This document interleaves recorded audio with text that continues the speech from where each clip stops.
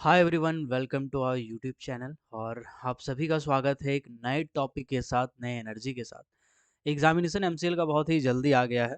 तो पहली बात तो कि आप कभी भी कोई भी एग्ज़ाम का डेट प्रिडिक्ट नहीं कर सकते हैं, और इसीलिए तैयारी हमेशा ज़ोरों शोरों से रहता है। मैं लगातार क्लासेस ले रहा था, और मैं आपको वीडियो लेक्चर भी इसलिए दे दिया था पहले ही कि आपके पास टाइम बहुत कम है। वॉल्यूम 1 का, वॉल्यूम 2 का पूरा मैंने दे दिया था। Mines act, mines rule, CMR का भी मैं आपको एमसीक्यू वाला करवा रहा था। इसके लिए करवा रहा था ताकि कल दिन अगर एग्जामिनेशन कभी भी हो तो आप घबराएं नहीं। कुछ टॉपिक मेरा बचा हुआ रह गया है, उस टॉपिक को मैं कोशिश करता हूँ जल्दी से जल्दी कवर करने का आपका एग्जाम से पहले। तो आपको करना बस ये है कि अगर आप क्लासेस कर रहे हैं मेरे पास, तो आपको करना यही है कि व्हाट्सएप ग्रुप में आपको ऐड किया हुआ हूँ। तो आपको व्हाट्सएप ग्रुप को सुबह या शाम एक बार खोल के देखते रहना है। साथ ही साथ टीच मिनट वाला जो ऐप से आप क्लास कर रहे हैं, उस टीच मिनट का रिकॉर्डिंग सेक्शन में जाके देखना है कि कुछ तो डाले नहीं है हम। बस ये 2 जगह तो आपको ज़रूर चेक करना है, ठीक है? ये 2 जगह कम से कम जाके रोज़ सुबह शाम एक बार चेक कर लेना है, क्योंकि नया-नया चीज़ आ सकता है। अब हम लोग आते हैं एनवायरमेंटल स्टडीज़ के बारे में। एनवायरमेंटल स्टडीज़ में ही रिक्लेमेशन आता है, एनवायरमेंटल स्टडीज़ में ही ईएमपी आता है, एनवायरमेंटल स्टडीज़ में ही ईआईए आता है, और इसी के अंदर कैचमेंट एरिया आता है, इसी के अंदर पॉल्यूशन आता है, इसी के अंदर सेटलमेंट टाइम, और बहुत सारा ऐसा अलग-अलग टर्म इंटरवल आता है, अलग-अलग टर्म आता है जो आपका एग्जाम से रिलेटेड है। पहले इन चीज़ों से क्वेश्चन नहीं पूछे जाते थे, लेकिन आज का दौर ऐसा आ गया है कि आपका कॉन्सेप्ट बहुत डीप में क्लियर है, तो आप वैकेंसी पे बैठ जाएँगे। कॉन्सेप्ट क्लियर नहीं है, आप रटने वाला पुराना पद्धति को अपनाए हुए हैं, तो फिर आपको बहुत समस्या होगा। चलिए, एनवायरमेंटल स्टडीज़ के बारे में बात करूँ उससे पहले एक और क्लास का कॉल आ गया जिसको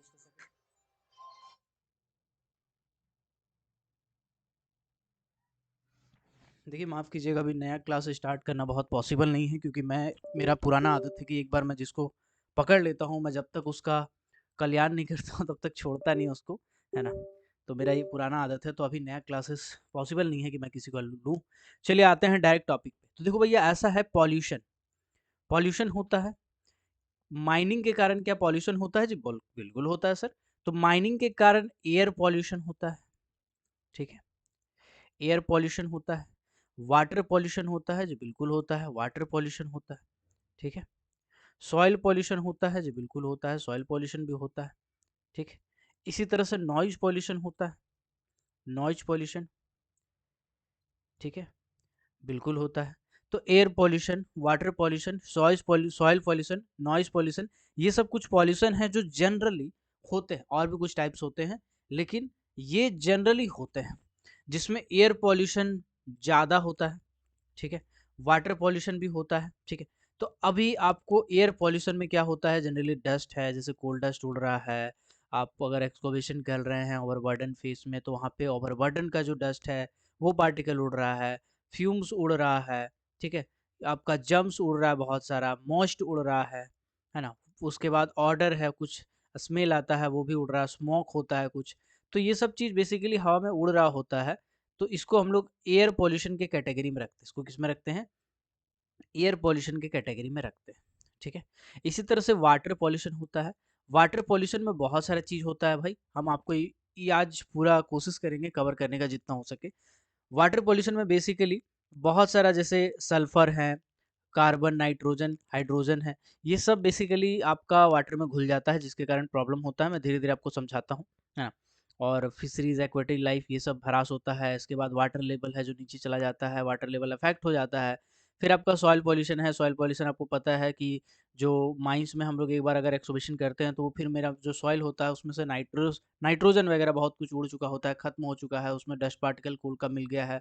कोई मिनरल का डस्ट पार्टिकल मिल जाने के कारण सॉइल का जो उर्वरक शक्ति होता है वो खत्म हो जाता है, नष्ट हो जाता है।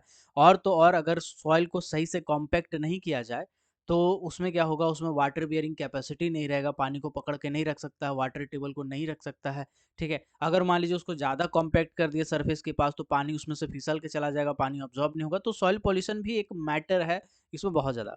नॉइज़ पॉल्यूशन को लेके मैं पहले बता चुका हूँ। नॉइज़ पॉल्यूशन, एम्बिएंट नॉइज़, जिसमें मैंने आपको बताया था 3 ज़ोन होता है ना?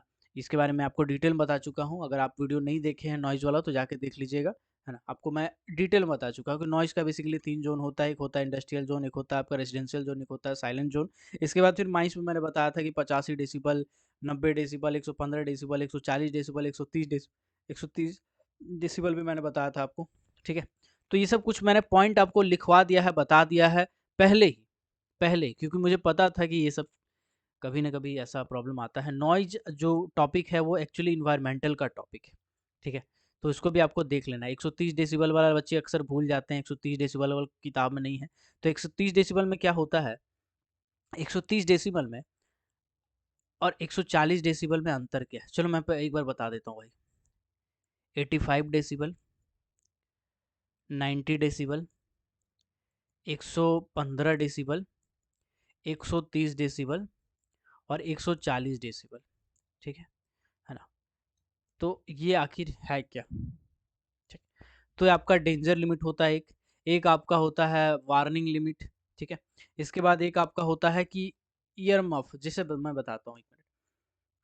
पीपी, पीपी का मतलब होता है पर्सनल प्रोटेक्टिव इक्विपमेंट। कहा जाता है कि जो भी बंदा, कोई भी आदमी अगर ऐसा है जो काम कर रहा है ऐसा जोन में जहाँ साउंड ज़्यादा है, तो उस कंडीशन में उसको कुछ ना कुछ ईयर वाला, कान को ढकने वाला चीज़ आपको लगाना है, जिससे साउंड थोड़ा सा रुक जाता हो। ऐसा कुछ आपको लगाना है जिससे क्या होता हो, साउंड आपका रुक जाता हो, उस जगह पे ज़्यादा साउंड ना पहुँचता हो, ऐसा कुछ आपको लगाना है, ठीक है। उसको हम लोग क्या बोलते हैं, उसको हम लोग बोलते हैं ईयर प्रोटेक्टिव डिवाइस। तो 100, जस्ट अ सेकेंड, मैं कोशिश करता हूँ उसको लिखने का। चलो, 85 डेसिबल आपको पता होगा, ये आपका वार्निंग लिमिट होता है, ठीक है। 90 डेसिबल आपको पता होगा, ये आपका डेंजर लिमिट होता है, डेंजर लिमिट होता है। 115 डेसिबल आपको पता होगा, अगर नहीं पता है तो कोई बात नहीं, यहाँ पे याद रखिएगा। अगर कोई आदमी ना 8 घंटा काम कर रहा है, 8 घंटा ऐसा कोई मशीन के सामने, जैसे डोजर है भाई, डोजर का साउंड ज़्यादा निकलता है, 120 से 25 डेसिबल के आसपास साउंड निकलता है उससे। तो 8 घंटा लगातार डोजर के सामने काम कर रहा है, कोई ऐसा मशीन के सामने काम कर रहा है जहाँ पे बहुत आवाज़ निकल रहा है और 115 डेसिबल से ज़्यादा है, तो 8 घंटा अगर उसको काम करना है ना, तो उस कंडीशन में वो क्या लगाएगा, ईयर प्रोटेक्टिव डिवाइस लगाएगा। ईयर प्रोटेक्टिव डिवाइस लगाएगा। जनरली 3 टाइप के होते हैं ये। एक होता है आपका ईयर प्लग, एक होता है आपका ईयर मफ, ठीक है, और एक होता है आपका हेलमेट। ये 3 टाइप का चीज़ हम लोग जनरली लगा सकते हैं, तो ईयर प्लग ज़्यादा प्रेफर किया जाता है। अब 123 डेसिबल वाला क्या है, ये कोई किताब में आपको नहीं मिलेगा, सर्कुलर का डाटा है, सुन लो मेरे भाई ध्यान से। 130 डेसिबल तब है जब मान के चलिए कोई सुपरवाइजर है, मान के चलिए कि शिफ्ट इंचार्ज, शिफ्ट इंचार्ज है। अब शिफ्ट इंचार्ज एक जगह तो खड़ा रह के नहीं रह सकता है ना, है? तो उसको चूंकि सब जगह देखना है भाई। तो जब कभी भी ऐसा एरिया में जाएगा जहां साउंड 130 डेसिबल से ऊपर है, शिफ्ट इंचार्ज, क्योंकि ये थोड़ा सा टाइम इंटरवल के लिए जा रहा है, कोई अगर 30 मिनट के लिए जा रहा है, कोई अगर 1 घंटा के लिए जा रहा है उस जगह पे, कोई 2 घंटा के लिए जा रहा है, तो ये सब क्या हम लोग बोलेंगे, इसको बोलेंगे शॉर्ट ड्यूरेशन। इसको क्या बोलेंगे, इसको बोलेंगे शॉर्ट ड्यूरेशन के लिए जा रहा है। तो कोई बंदा अगर शॉर्ट ड्यूरेशन के लिए जा रहा है, तो उस कंडीशन में 130 डेसिबल है उसका लिमिट, कि तब वो ईयरफोन या ईयर प्लग पहनेगा, यानी year protecting device, year protecting device तब वो लगाएगा। अगर 8 घंटा काम करना है और 115 डेसिबल है, तब जाके ईयर प्रोटेक्टिंग लगाएगा। और अगर थोड़ा देर के लिए जा रहा है, आधा घंटा, 1 घंटा, 2 घंटा, 4 घंटा के लिए जा रहा है, तो 130 डेसिबल साउंड पे उसको ईयर प्रोटेक्टिंग डिवाइस लगाना कंपलसरी है। और 140 डेसिबल के बराबर का या उससे ज़्यादा, याद रखिएगा, 140 डेसिबल के बराबर का या उससे ज़्यादा, ठीक है, 140 डेसिबल के बराबर का या उससे ज़्यादा अगर ये साउंड रहता है, ठीक है, तो इस कंडीशन में वर्कर वहां पे जा ही नहीं सकता है। वर्कर क्या है, वहां पे जा ही नहीं सकता, वर्कर जा नहीं सकता है। चाहे आप ईयर प्रोटेक्टिंग डिवाइस लगा लीजिए, चाहे आप कान का सर्जरी करा लीजिए, आप नहीं जा सकते। तो ये आपका एम्बिडियंट नॉइज लेवल हो जाता है, एम्बिडियंट नॉइज लेवल। इसके बाद मैंने एक और चीज़ आपको बताया था, मैं शॉर्ट में फटाफट रिकैप कर दे रहा हूँ, डोंट वरी, आपका टाइम ज़्यादा नहीं जाएगा, ठीक है। इसके बाद मैंने आपको बताया था एम्बिडियंट, एम्बिडियंट नॉइज लेवल, नॉइज। ये सब आपका इन्वायरमेंटल का पोर्शन है, जो अक्सर लोग इग्नोर कर दिया करते हैं, लेकिन जब क्वेश्चन आते हैं तो कहते हैं आउट ऑफ सिलेबस था। ये आपका पोर्शन का चीज़ है यार, आउट ऑफ सिलेबस नहीं है, इतना भी बदनाम मत करो कोई परीक्षा को, है ना। चलिए, इमीडिएट नॉइज लेवल क्या होता है, तो देखिए ऐसा है कि एक तो रेगुलेशन बना हुआ है। रेगुलेशन का नाम क्या, सुनिएगा, सीएमआर नहीं है, माइंस एक्ट नहीं है, मेटलीफेरस माइंस रेगुलेशन नहीं है, क्या है भाई, noise pollution regulation and control, regulation and control, comma rules 2000। यानी कि जब हम कभी भी कोई साउंड लेवल को पढ़ रहे होते हैं ना, तो आपका माइंड्स में कितना साउंड है, ये कहाँ लिखा हुआ है, noise pollution regulation and control rules 2000 में लिखा हुआ है। ठीक है, उसके बाद इसमें क्या होता है, इसमें अलग अलग एरिया कोड दिया गया है, अलग अलग एरिया के हिसाब से बांटा गया है। ठीक है, जैसे ए एक कैटेगरी का होता है ना, जस्ट अ सेकेंड। हाँ, एक कैटेगरी होता है ए, एक कैटेगरी होता है बी, एक कैटेगरी होता है सी, एक कैटेगरी होता है D. A B C D क्या है सर? आप मेरे साथ बोलिएगा, इनकम टैक्स। क्या बोलेंगे? आप मेरे साथ बोलिएगा, इनकम टैक्स। ठीक है, चलिए। तो हमने आपको क्या बताया? हमने बताया इनकम, तो I N C O M बताया हमने। तो आप इनकम जब लिखेंगे तो कुछ ऐसा लिखेंगे, आई एन लिखेंगे ऊपर में, सी ओ एम लिखेंगे नीचे में। ठीक है, इसके बाद बोलेगा शांति से रहो भाई, रहना है तो शांति से रहो, यानी रेसिडेंशियल, रेसिडेंशियल। और इसके बाद आपका हो जाएगा साइलेंस, साइलेंस। तो अगर कभी भी इंडस्ट्रियल एरिया हो, अगर कभी भी कॉमर्शियल एरिया हो, अगर कभी भी रेसिडेंशियल एरिया हो या साइलेंस एरिया, तो उस कंडीशन में साउंड का क्या लिमिट होता है? तो इसको भी हम दो कैटेगरी में बांटते हैं। इसको कितने कैटेगरी में बांटते हैं? दो कैटेगरी में बांटते हैं।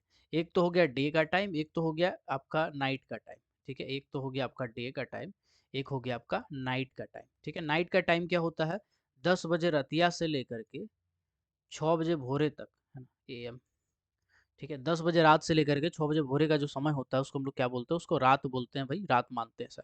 इंडस्ट्रियल एरिया में जो साउंड होता है वो आपका 75। ठीक है, इसके बाद 10 कम करो 75 में कितना हो जाएगा? 65। फिर 10 कम करो कितना हो जाएगा? 55। आप लास्ट में 5 कम करो, ठीक है, तो 50। इधर भी पहला वाला में अगर कम करना है तो 5 कम करो पहले। ठीक है ना, जस्ट अ सेकंड, यहाँ पे गलत हम लिख दिए 55। 10 कम करोगे तो यही ना होगा, 75 में 10 कम करोगे 65, 65 में 10 कम करोगे आपका 55, है ना। तो ऐसे कर करके आपका ये वाला याद हो जाएगा। ये आपका सब डेसिबल में है। ये साउंड किस में लिखा हुआ है? ये साउंड आपका डेसिबल में लिखा हुआ है। सभी आपके साउंड डेसिबल में होता है। एंगस्ट्रॉन्ग भी एक इसका यूनिट होता है। चलिए, अभी अब इसमें 5 कम करेंगे ऊपर वाला, उसके बाद फिर लगातार 10 कम करो, 70 में 10 कम करो, सॉरी 5 कम करेंगे, अब 65 में कम करो 10, तो 55 हो जाएगा। 55 में कम करो 10, 45 हो जाएगा। 45 में कम करो 10, 40 हो जाएगा। तो ऐसे करके आप अगर इसको प्रैक्टिस कर लेंगे ना तो याद हो जाएगा। तो अब इसका क्या मतलब है सर? साइलेंस जोन किसको मानते हैं, पहले इसको समझिएगा।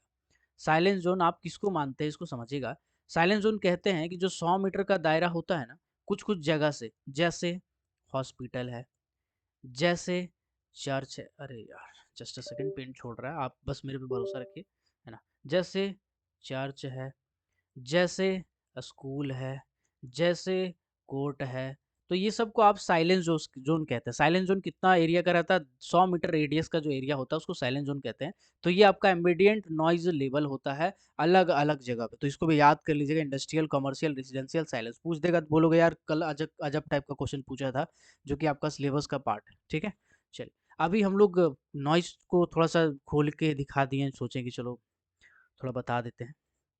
ठीक है, अभी चलिए अब हम आते हैं, टॉपिक स्टार्ट करते हैं, है ना। रिक्लेमेशन वाला टॉपिक हम करवा रहे थे, है ना, तो उसको कराते हैं। देखो ऐसा है कि जब कभी आप माइनिंग करते हैं ना, ठीक है, तो जो लैंड होता है वो आपका डिग्राडेशन, मेरे स्पेलिंग को मत देखिएगा, भावनाओं को समझिएगा हम क्या कहना चाह रहे हैं। लैंड डिग्रेडेशन का मतलब क्या होता है?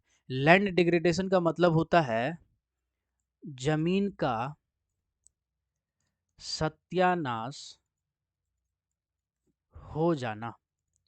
जमीन का सत्यानाश हो जाना लैंड डिग्रेडेशन कहलाता है। अब भैया जमीन का सत्यानाश कैसे हो सकता है? अब इसको थोड़ा सा एक बार सोचिएगा। ऐसा है कि जो सॉइल का न्यूट्रेंट होता है ना, सॉइल का जो न्यूट्रिएंट होता है वो खत्म हो जाता है। यानी एग्रीकल्चर के लिए आपको नाइट्रोजन का जरूरत पड़ता है, सल्फर का जरूरत पड़ता है, मिट्टी में सल्फर होना चाहिए, नाइट्रोजन होना चाहिए, है ना, कुछ मात्रा में मैग्नीशियम होना चाहिए। तो ये सब जो कंटेंट होते हैं वो अगर आप माइनिंग कर रहे हैं ना तो खत्म हो जाता है, खराब हो जाता है, सत्यानाश हो जाता है।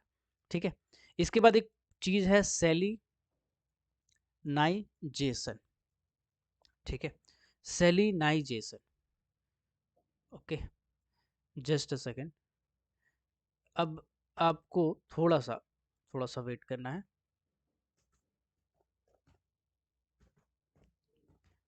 चलिए डायरेक्ट गूगल में देखते हैं सेलिनाइजेशन का मतलब क्या होता है।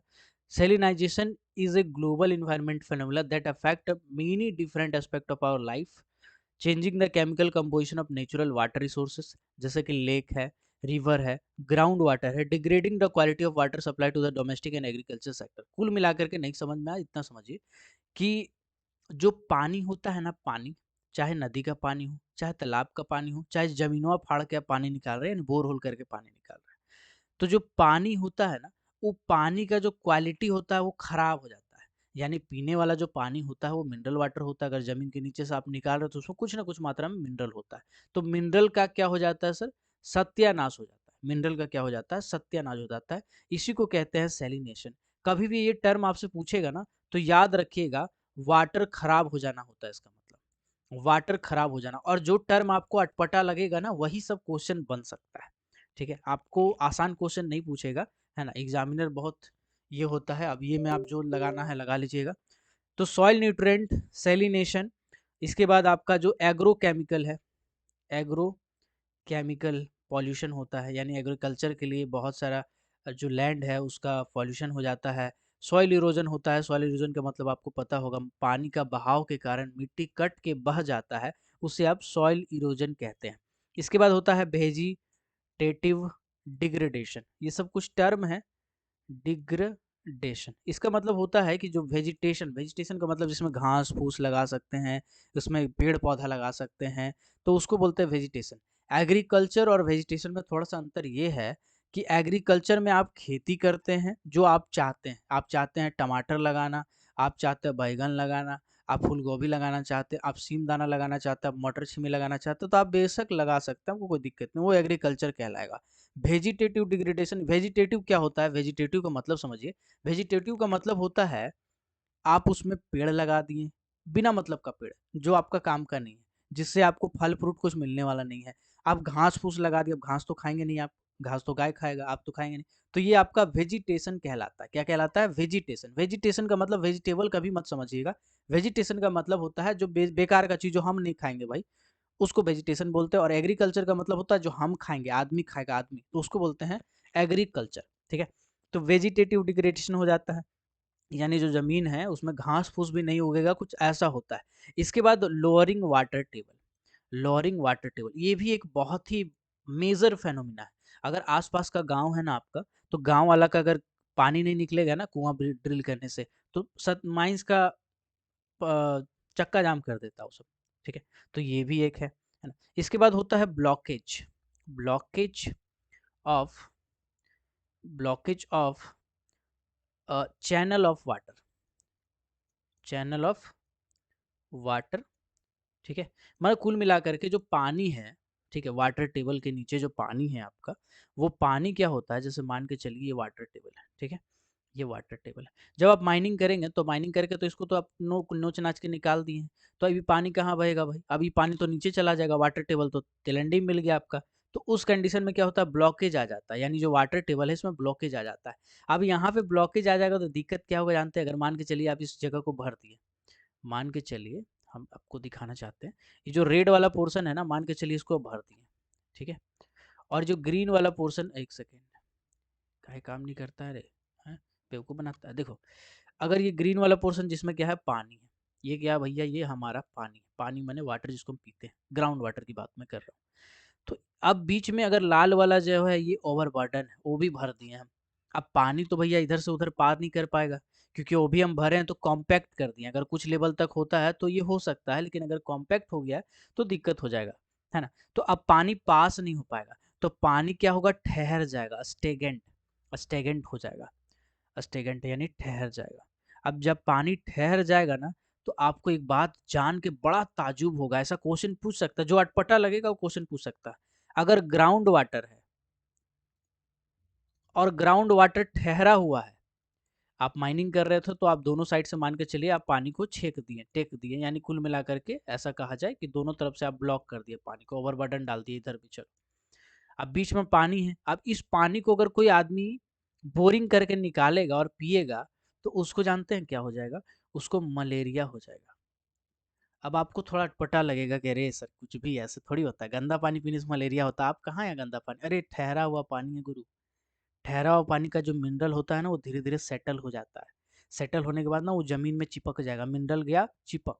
अब उसमें पानी है, अगल-बगल में ओवरबर्डन है ना तो उसका बहुत सारा जो केमिकल है वो घुल-घुल के उसमें चल जाएगा पानी में।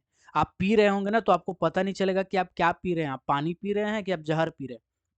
तो एक तरह से पानी ज़हर हो जाता है। तो कभी भी याद रखिएगा अगर ऐसा क्वेश्चन पूछ देगा कि ग्राउंड वाटर में जो ठहरा हुआ पानी स्टेगन पा वाटर है उससे कौन-सा बीमारी हो सकता है? तो मलेरिया हो सकता है। उससे क्या हो सकता है सर? मलेरिया हो सकता है। आई होप ये कॉन्सेप्ट आपको समझ में आ रहा होगा। अगर कोई दिक्कत होगा ना यार तो एक बार कमेंट करके ज़रूर बताना, हम ज़रूर देखेंगे, ठीक है ना? आपका समस्या ही मेरा समाधान करने का मकसद है। चलिए आगे बढ़ते हैं। इसके बाद एक टर्म है ना? इसको समझिएगा। अपहिल में लैंडस्लाइड, ठीक है? अपहिल में लैंडस्लाइड। अब अपहिल में लैंडस्लाइड क्या हो सकता है? अगर आप माइनिंग कर रहे हैं तो जो हाई इली एरिया होता है ना, हाई हिली एरिया है, आप कहीं पर भी माइनिंग कर रहे हैं तो माइनिंग अगर आप कर रहे हैं, आप मशीन भी चला रहे हैं तो उससे क्या होगा? वाइब्रेशन होगा। उससे क्या होगा? वाइब्रेशन होगा। भले आपको पता ना चले लेकिन वाइब्रेशन होता है। ओपन कास्ट माइंस में जब भी ब्लास्टिंग किया जाता है तो 200 मीटर के दायरे में वाइब्रेशन का जांच किया जाता है, आपको पता होगा। नहीं पता है तो दिमाग में लिख लीजिए, ठीक है? इसके बाद ओपन कास्ट माइंस में जब भी आप माइनिंग करते हैं 300 मीटर से कम दूरी नहीं होना चाहिए उसके आसपास का रेसिडेंशियल कॉलोनी का।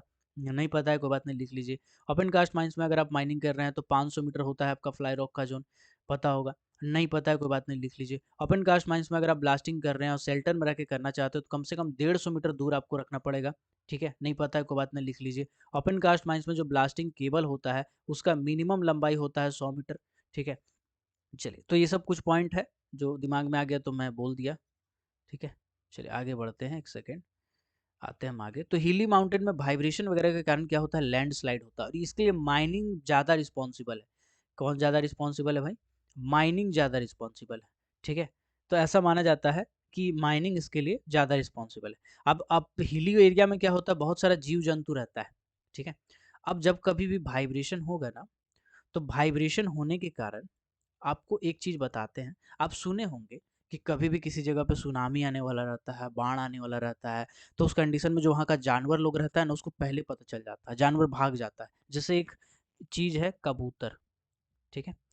कबूतर, कबूतर, ठीक? कबूतर क्या होता है? कबूतर बेसिकली इलेक्ट्रोमैग्नेटिक नेटिक रेडिएशन को भाँप लेता है। इलेक्ट्रोमैग्नेटिक रेडिएशन को भाँप लेता है। इसी तरह से कबूतर ही नहीं बल्कि आपका पेंगुइन पेंगुइन बहुत सारा फिश का प्रजाति होता है, बहुत सारा फिश का प्रजाति होता है, बहुत सारा बर्ड का ऐसा प्रजाति होता है, बहुत सारा बर्ड का ऐसा प्रजाति होता है जो आने वाला सुनामी को, आने वाला खतरा को, आने वाला वाइब्रेशन को, मतलब आने वाला कोई भी खतरा को वाइब्रेशन के दौर पे, वाइब्रेशन यानी कंपन को पकड़ लेता है, कंपन को समझ लेता है, कंपन को फील कर लेता है और वो सब वहां से चला जाता है, ठीक है? तो इसीलिए कभी भी अगर आप हिल एरिया में लैंडस्लाइड हो रहा है या माइनिंग कर रहे हैं तो उस जगह पे वाइब्रेशन होता है। अब वाइब्रेशन से जो कुछ जीव जंतु हैं जिनको पता चलता है वो वहां से भाग जाते हैं, ठीक है?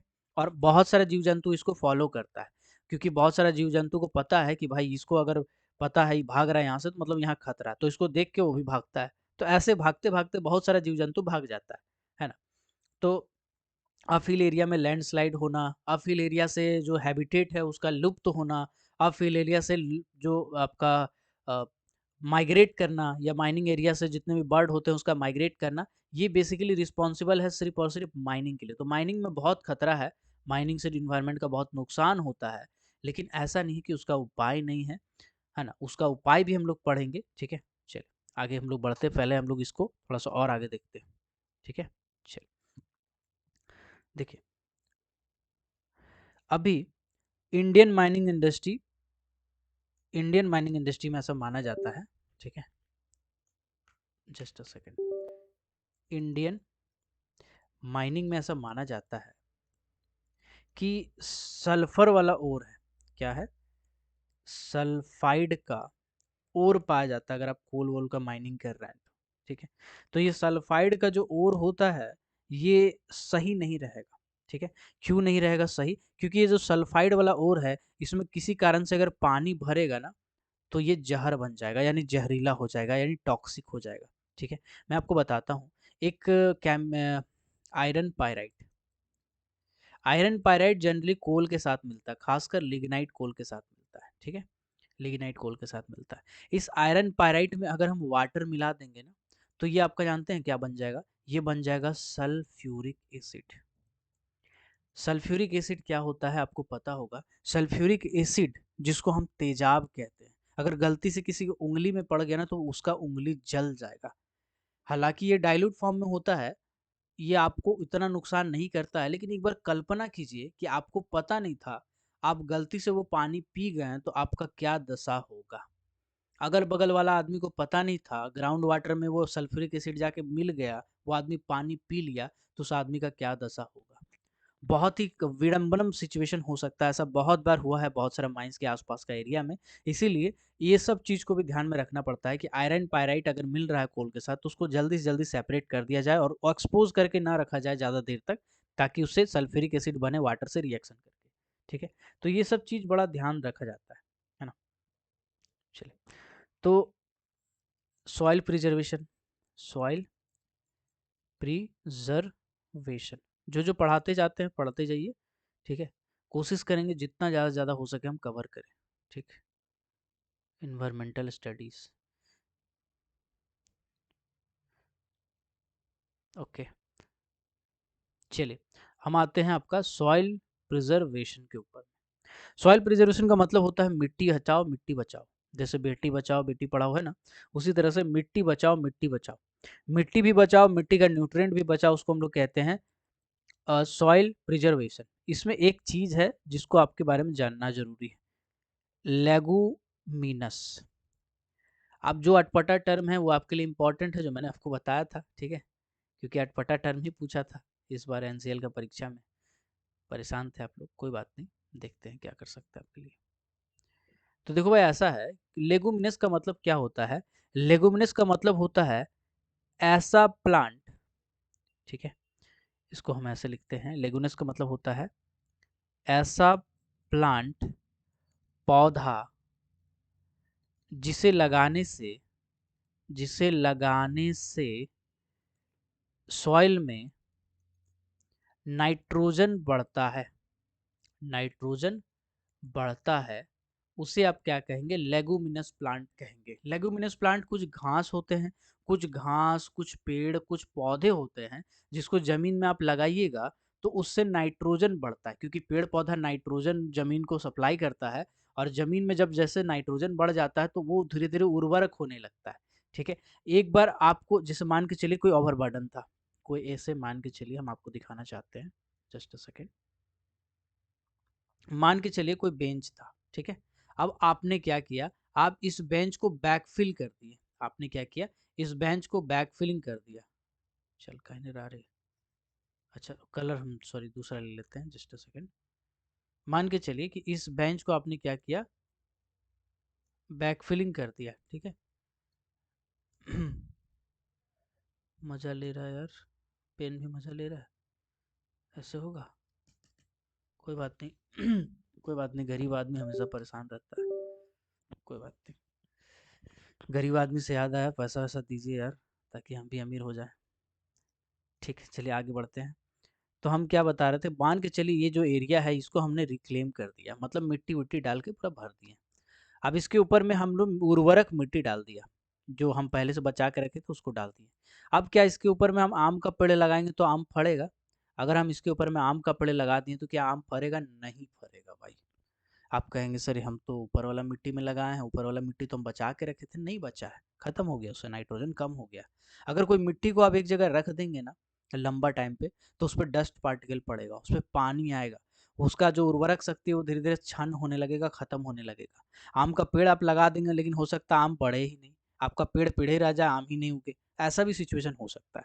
तो इसके लिए क्या करते हैं, सबसे पहली बार जब आप रिक्लेम करेंगे, रिक्लेम करने के बाद पहला पहला, है ना, पहला पहला बार, गाना याद आ रहा है यार, चलो ठीक है। पहला पहला बार आप क्या लगाएंगे भैया, आप लगाएंगे लेगुमिनस, क्या लगाएंगे, लेगुमिनस लगाएंगे। अब लेगुमिनस क्या होता है, ऐसा घास पेड़ पौधा होता है जिसको लगाने से नाइट्रोजन बढ़ता है, इसीलिए आप क्या कहते हैं, लेगुमिनस लगाएंगे। अब लेगुमिनस लगानी है और उसको छोड़ दिया आप, एक दो सीजन छोड़ दिए, 1 से 2 सीजन, 1 सीज़न 2 सीज़न छोड़ दिए, माने बरसात आया, बरसात के बाद ठंडा का दिन आया, ठंडा के दिन के बाद गर्मी आ गया, तो आप फिर उस घास को आप क्या करेंगे, उखाड़ लेंगे। आप उस घास को यानी लेगुमिनस जो पेड़ पौधा था उसको उखाड़ लेंगे, उसको हटा देंगे। अब इसके बाद आप चाहें तो आप इसमें एग्रीकल्चर कर सकते हैं, ठीक है। इसके बाद अगर आप चाहें तो इसमें एग्रीकल्चर कर सकते हैं, इसमें आप आम लगा सकते हैं, केला लगा सकते हैं, जो आप चाहें लगा सकते हैं। हालांकि यूरिया यूरिया भी डाल सकते हैं आप इसमें, इसका उर्वरक को और बढ़ाने के लिए गोबर डाल सकते हैं, ठीक है। हालांकि ज़्यादा गोबर भी डालना सही नहीं है ना, फिर मिट्टी गोबर हो जाता है। चलिए, तो आपको लेगुमिनस एक टर्म जरूर जानना चाहिए, और ये भी जानना चाहिए कि नाइट्रोजन का क्षमता बढ़ाने के लिए हम लोग लेगुमिनस का इस्तेमाल करते हैं, ठीक है। चलिए, यहाँ तक क्लियर हो गया, यहाँ तक क्लियर हो गया, ठीक है। आगे बढ़ते हैं, है ना, आगे बढ़ते हैं। ओके, और देखो लेगुमिनस 2-3 काम करता है। पहला काम तो ये करता है कि नाइट्रोजन बढ़ा देता है, दूसरा काम ये करता है इरोजन होने से बचाता है। पानी आएगा, मिट्टी बह के चल जाएगा नीचे, इसीलिए मिट्टी को पकड़ के रखेगा वो, तो मिट्टी बहेगा नहीं, एक जगह खड़ा रहेगा, है ना। उसके बाद थोड़ा सा स्टेबल भी रहता है, अगर मिट्टी बहने लगेगा तो डंप अनस्टेबल हो जाता है, ऐसे में स्टेबल रहेगा, ठीक है। तो ये सब काम करता है, ठीक है। चलिए, इससे वाटर बियरिंग कैपेसिटी भी बना रहता है, वाटर बियरिंग कैपेसिटी यानी पानी को पकड़ने का कैपेसिटी भी बना रहता है ना। चलिए अब आते हैं थोड़ा सा आगे। अभी कुछ कुछ टर्म है भाई, उसको पढ़ना जरूरी है, ठीक है। एक टर्म है biologically sorry active soil layer. हम लिखते जा रहे हैं, नहीं समझ में आएगा तो रट लीजिएगा, क्योंकि अब आपका रटने वाला दिन आ गया है, अभी समझने का भी आपके पास टाइम नहीं है। हमने कहा कि बायोलॉजिकली जो एक्टिव सॉइल का लेयर रहेगा ना, वो 80 से 120 सेंटीमीटर रहेगा। अगर आप इसको मीटर में लिखना चाहते हैं तो 0.8 मीटर से लेकर के 1.2 मीटर हो जाएगा, मीटर में कन्वर्ट करते हैं जैसा आपको ठीक लगे। बायोलॉजिकली एक्टिव सॉइल लेयर, अगर कभी क्वेश्चन पूछ देगा कि what is the thickness of biological soil active soil layer, what is the minimum thickness of biological active soil layer, तो आपको टिक मारना है, ये रटने वाली बात है भाई, और कोई बात नहीं। एक्टिव सॉइल क्या होता है, सॉइल एक्टिव मतलब जिसमें आपके कंपोनेंट और न्यूट्रिएंट एक्टिव रहते हैं, उसे हम लोग बायोलॉजिकल एक्टिव सॉइल लेयर कहते हैं, ठीक है। चलिए, अगर ये वाला आपका नॉर्मल केस में है, यानी घास लगाने के केस में, ठीक है। लेकिन अगर आप यही वाला बायोलॉजिकली एक्टिव सॉइल का लेयर जो है, ये आप अगर फार्मिंग करना चाहते हैं, खेती बाड़ी करना चाहते हैं, या प्लांटेशन करना चाहते हैं, ठीक है, तो इस कंडीशन में, ये तो सिर्फ घास वाला कंडीशन था, क्या बोलते हैं यार, हम भी भूल गए वर्ड, थोड़ा अटपटा वर्ड है ना, लेगुमिनस, लेगुमिनस है। फार्मिंग करना चाहते हैं, प्लांटेशन करना चाहते हैं, तो 120 से लेकर के 200 सेंटीमीटर होगा, यानी 1.2 से लेकर के 2 मीटर के बीच, ठीक है। ये सब रट लीजिएगा, ये सब समझने वाली बात नहीं है। देखो भाई, ऐसा है, अगर घास फूस लगाना चाहते हैं तो जो मिट्टी का ऊपर का लेयर होगा ना, वो 0.8 से 1.2 मीटर होगा। अगर उसमें पेड़ पौधा लगाना चाहते हैं, फार्मिंग करना चाहते हैं, तो 1.2 से 2 मीटर होगा, ठीक है। यहाँ तक क्लियर हो गया। चलिए आगे बढ़ते हैं। अगर आपसे डायरेक्ट पूछे, जो पूछेगा, चांस ऐसा लग रहा है, बाकी हम भी कोई बहुत ज़्यादा ऐसा नहीं है जो प्रिडिक्ट कर दे तो आ जाएगा, ठीक है। हम क्या बता रहे थे, भुला गए भाई, हम क्या बता रहे थे, हाँ, हम बता रहे थे top soil thickness. Top soil का थिकनेस कितना होना चाहिए, अगर नॉर्मल पूछे जाएगा, अगर नॉर्मल कंडीशन बोलेगा, तो आपको बोलना है 25 से लेकर के 40 सेंटीमीटर। देखिएगा, यहाँ तीनों जो चीज़ है ना, तीनों अलग अलग चीज़। अगर बायोलॉजिकली एक्टिव सॉइल पूछेगा तो 80 से 120 है। हो सकता है कि जो टॉप सॉइल वाला थिकनेस है वो एक्टिव हो भी, नहीं भी एक्टिव हो सकता है, उसको एक्टिव बनाना पड़ेगा, तो वो बोला गया है 25 से 40 सेंटीमीटर, ठीक है। चलिए, यहाँ तक क्लियर हो गया भाई, यहाँ तक क्लियर हो गया, है ना। उसके बाद बोला गया है, हम जो मिट्टी होगा ना, टॉप सॉइल, इस टॉप सॉइल को जमा करके रखेंगे। जैसे माइनिंग करने वाले हैं, पहले हम लोग क्या डालते हैं, बॉक्स कट डालते हैं। बॉक्स कट दो टाइप का होता है, internal box cut, external box cut. कहाँ हम घुस रहे ओपन कास्ट, छोड़ो यार। और बॉक्स कट होता है इंटरनल और एक्सटर्नल, दो टाइप का होता है, जहाँ कहीं भी मिनरल आपका बहुत ज़्यादा अमाउंट में पाया जाता है, सेंटर से स्टार्ट करते हैं, है ना। कुछ कुछ पॉइंट है जो पहले पढ़ाए ओपन कास्ट में, पढ़ा चुके हैं। तो बॉक्स कट स्टार्ट कर रहे हैं भाई, तो बॉक्स कट स्टार्ट कर रहे हैं, तो मिट्टिया जो होगा ना ऊपर का मजबूत वाला, मतलब उपजाऊ वाला, उस मिट्टी को हम निकाल के रख लेंगे कहीं कोना में। कौन सा कोना में रखेंगे, ऐसा कोना में रखेंगे, ऐसा जमीन में रखेंगे जिसको फ्यूटूर में, जिसको FUTURE फटूरे में इस्तेमाल नहीं कर रहे, यानी फ्यूचर में इस्तेमाल नहीं कर रहे, ठीक है। मीम याद आ जाता है पढ़ाते पढ़ाते। तो हम ये बता रहे हैं कि टॉप सॉइल का जो थिकनेस होगा, है ना, जिसको हम बचा के रखेंगे, वो कम से कम 10 सेंटीमीटर से लेकर के 500 सेंटीमीटर का हम ऐसा थिकनेस बचा के रखेंगे। अब जो हम बचा के मिट्टी रखेंगे, इस मिट्टी का जो स्लोप होगा, वो स्लोप क्या होगा भाई, ये स्लोप बोला गया है मैक्सिमम स्लोप।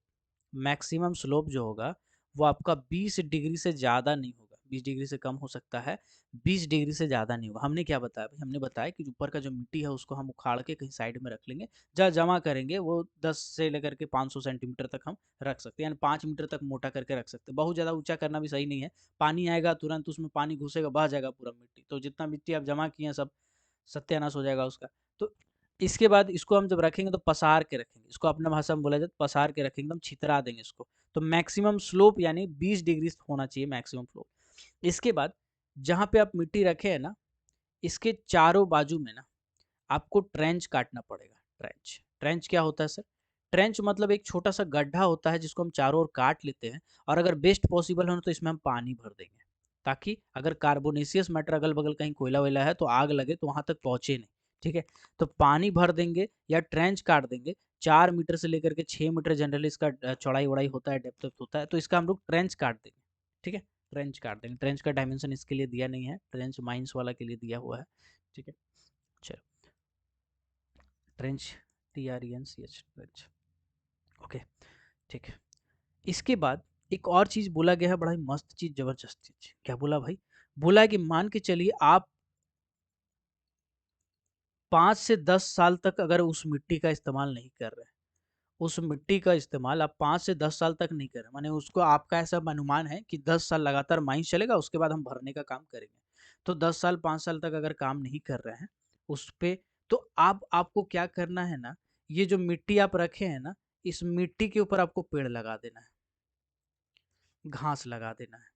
ठीक है, क्योंकि ये मिट्टी तो अभी अभी निकाले हैं जमीन से, इसको तो रखे नहीं है लंबा टाइम तक, तो ये तो आपका अभी खराब नहीं हुआ, तो अभी अभी निकाले, ऐसे छितरा के उसके ऊपर में उसमें पेड़ लगा देंगे, ताकि अच्छे से पेड़ पकड़ के रहे जड़ को, सॉइल इरोजन वगैरह नहीं हो। 5 से 10 साल अगर यूज नहीं करना तो आप ये करेंगे, इससे क्या है, हमारा नाइट्रोजन जो है वो बना रहेगा भाई, नाइट्रोजन बना रहेगा। ठीक है, चलिए यहाँ तक क्लियर हो गया। आगे बढ़ते हैं, सब रिक्लेमेशन वाला ही टॉपिक है यार, जितना भी चीज़ हम पढ़ा रहे हैं, पॉल्यूशन, रिक्लेमेशन, इन्वायरमेंटल स्टडीज आपके लिए बहुत इंपॉर्टेंट है, इसको इग्नोर मत कीजिएगा। आपसे गुजारिश है, रिक्वेस्ट है कि आपके जितने भी दोस्त हैं, ठीक है, जितने भी है मतलब सबको नहीं, जो आपको, जो जिसको आप चाह रहे हैं कि भैया इसका भी निकल जाए मेरा भी निकल जाए, ऐसा दोस्त जिसका आप चाह रहे हैं कि नहीं इसका नहीं निकले, उसको नहीं भेजिएगा। ठीक है, वैसे दोस्तों को आप शेयर कर दीजिए, उनका भी भला हो, आपका भी भला हो। ठीक है, चलिए, तो हम आपको क्या पढ़ा रहे थे, हम भूल गए। चलिए, हम आपको पढ़ा रहे थे सॉइल वेस्ट मैनेजमेंट। ठीक है, थोड़ा मेमोरी कमजोर है ना, बादाम खाने का पैसा नहीं है, माड़ भात खाते हैं। Soil waste management, soil waste management क्या होता है, हमने आपको जो अभी पढ़ाया ना, वो उसी को कहते हैं सॉइल वेस्ट मैनेजमेंट। कभी कभी ऐसे शॉर्ट में लिख देगा SWM, अब आप खोजते रहिएगा SWM का मतलब क्या होता है। SWM का मतलब होता है सॉइल वेस्ट मैनेजमेंट। हमने आपको बताया टॉप कवर को आप कैसे बचाते हैं। ठीक है, तो अब कुछ कुछ और भी टर्म है। क्या क्या टर्म है भाई, समझते हैं। देखो, डंप जो होता है ना, डंप आपका दो टाइप का होता है। एक होता है नॉर्मल डंप, एक होता है टेलिस्कोपिक डंप। ठीक है, ये क्या है, ये अकॉर्डिंग टू स्ट्रक्चर है। ये क्या है भाई, ये according to structure, according to a structure dump आपका दो टाइप का होता है। नॉर्मल डंप क्या होता है भाई, ऐसे है, ऐसे करके आप छितरा के मिट्टी को रख देंगे तो इसको बोलेंगे नॉर्मल डंप। नॉर्मल डंप में जो इंक्लाइनेशन होता है वो आपका 37.5 डिग्री, ज्यादा नहीं होना चाहिए 37.5 डिग्री। और टेलीस्कोपिक इसका हाइट जो होगा वो मैक्सिमम 30 मीटर होगा, 30 मीटर मैक्सिमम होगा। ठीक है, मैक्सिमम, उससे ज़्यादा नहीं हो सकता है। टेलीस्कोपिक डंप जो होता है उसमें आप क्या करते हैं, उसमें आपके पास ज़मीन का कमी है, जिसके लिए आप उसमें बेंच बना बना के डंप करते हैं। क्या करते हैं, बेंच बना बना के डंप करते हैं। एक का हाइट आप मैक्सिमम 30 मीटर तक रख सकते हैं। ऐसा करते करते मैक्सिमम आप यहाँ से यहाँ तक 100 मीटर तक जा सकते हैं। ठीक है, ऐसे करते करते, ठीक है। हो सकता है आपका अगर हाइट कम है, मान के चलिए 10 मीटर है, तो 10 मीटर वाला उड़ाते उड़ाते उठाते उठाते 10 बार यानी 100 मीटर तक आप जा सकते हैं। इसमें क्या होता है, इसमें ओवरऑल स्लोप एंगल नापते हैं। इसमें क्या करते हैं, ओवरऑल स्लोप एंगल नापते हैं, और ये होता है 1 वर्टिकल, 1/5 हॉरिजेंटल जेंटल। ठीक है, तो ये आपका पॉइंट है डंप, आपको पता होगा, हमको ऐसा उम्मीद है। ठीक है, ये अकॉर्डिंग टू स्ट्रक्चर है। अब आते हैं अकॉर्डिंग टू लोकेशन, जो आपको शायद पता ना हो, भगवान करे पता हो, बट शायद पता ना हो। अकॉर्डिंग टू लोकेशन, ठीक है, अकॉर्डिंग टू लोकेशन। लोकेशन के हिसाब से डंप दो टाइप के होते हैं, एक होते हैं इंटरनल डंप, एक होता है एक्सटर्नल डंप। अब ये क्या चीज़ है भाई, समझते हैं। देखो भाई, ऐसा है कि मान के चलिए माइंस है, ठीक है, ओपन कास्ट माइंस, यहाँ पे बेंच आप बढ़ाते जा रहे हैं और बढ़ाते जा रहे हैं, पीछे का जो एरिया है इसको आप बैक फिलिंग करते जा रहे हैं, इसको क्या कर रहे हैं, मिट्टी से भरते जा रहे हैं, मिट्टी से भरते जा रहे हैं, मिट्टी से भरते जा रहे हैं, मिट्टी से भरते जा रहे हैं। तो इसको आप क्या बोलेंगे, ये बोलेंगे इंटरनल डंप। क्या बोलेंगे, इंटरनल डंप। अगर इंटरनल डंप कर रहे हो तो कोई समस्या नहीं, आप लगातार कीजिए, जैसे आपको करना है आप कीजिए, उसमें कोई नियम कानून ज़्यादा है नहीं, क्योंकि आप माइंस एरिया के अंदर में ही है ना, ट्रेंच व्रेंच काट दिए हैं, बाहर घेर दिए हैं, तो इंटरनल डंप हो गया।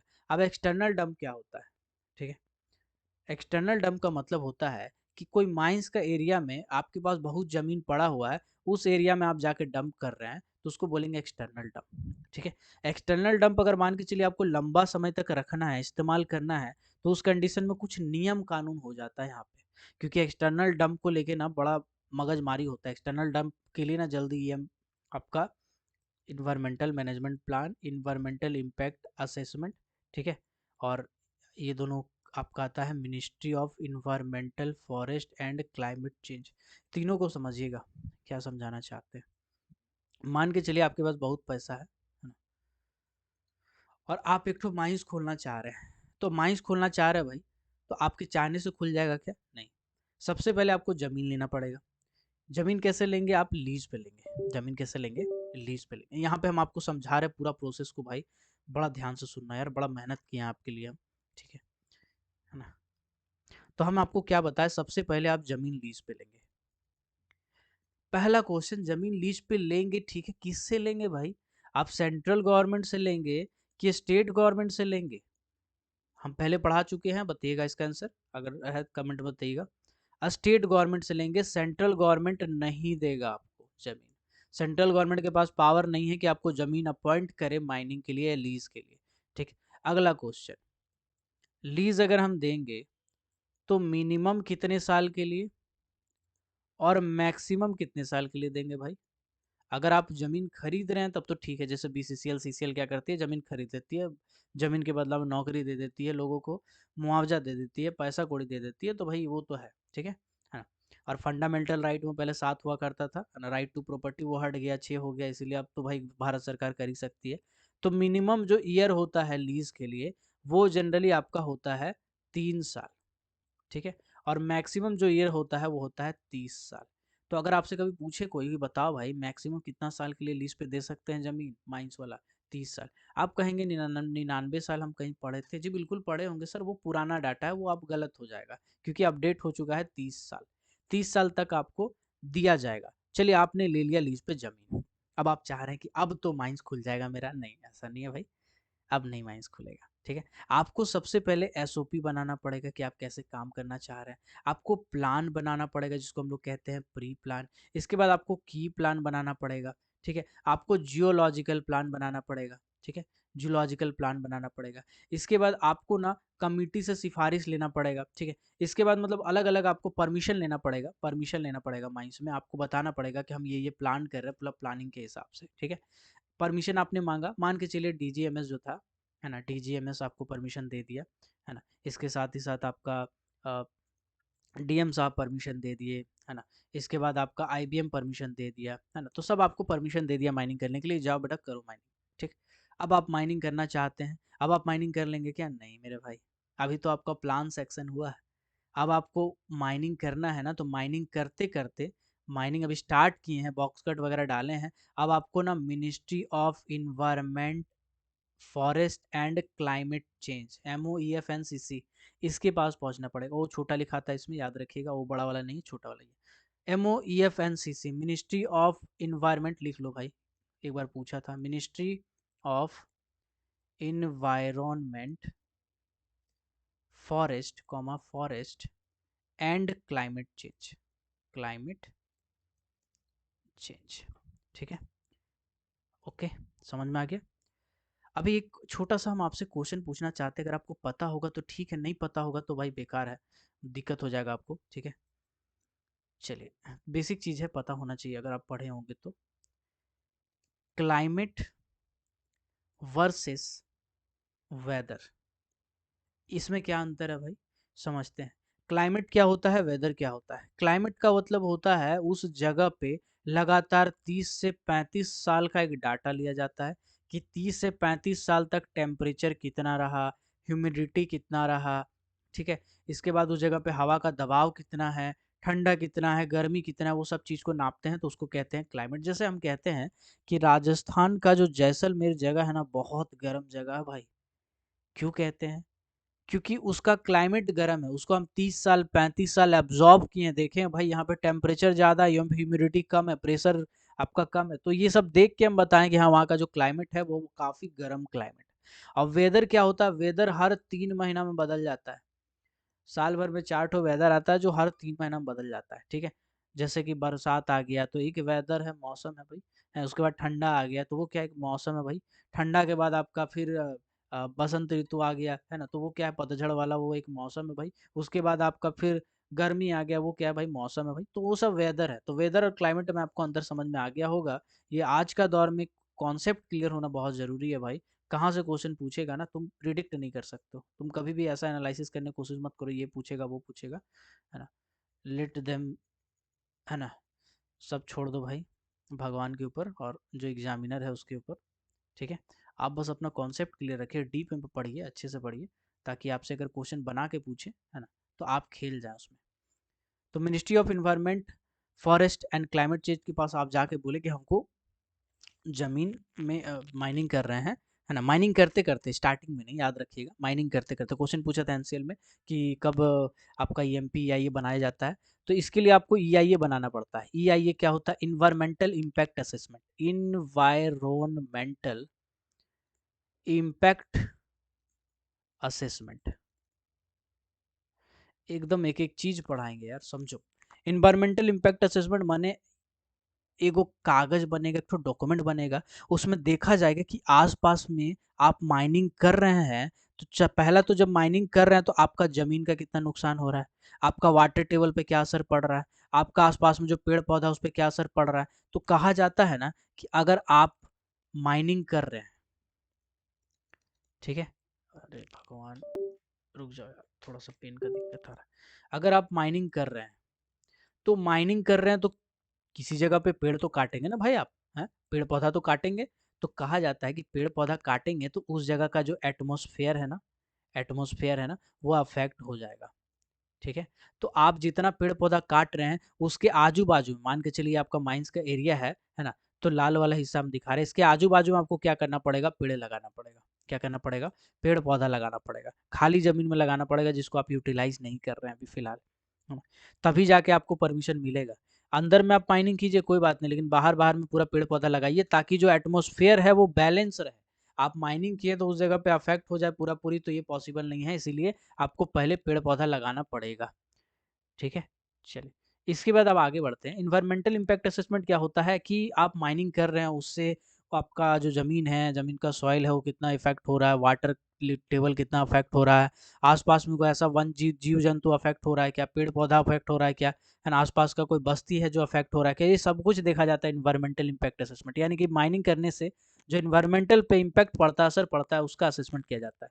इसके बाद इसको मैनेज करने के लिए क्या बनाते हैं, इन्वायरमेंटल मैनेजमेंट प्लान। इन्वायरमेंटल, कोई किताब में नहीं मिलेगा यार, लिख के दे दे रहे हैं, मैनेजमेंट प्लान, ठीक है। इन्वायरमेंटल मैनेजमेंट प्लान, ये क्या होता है, अब कुछ ना कुछ तो खतरा होगा भाई, मिट्टी का खतरा होगा, वाटर लेवल नीचे चला जाए उसका खतरा होगा। तो इसको आप कंट्रोल कैसे करेंगे, उसके लिए जो प्लान बनाया है उसको कहते हैं इन्वायरमेंटल मैनेजमेंट प्लान, ठीक है। उसको सुधारेंगे कैसे, रेक्टिफाई कैसे करेंगे, ऐसा क्या करेंगे भाई कि गड़बड़ ना हो, आपसे कोई ऐसा समस्या क्रिएट ना हो एटमॉस्फेयर पे, इसके लिए बोलते हैं इसको हम लोग ईएमपी, ठीक है। चलिए, अभी हम आते हैं वापस।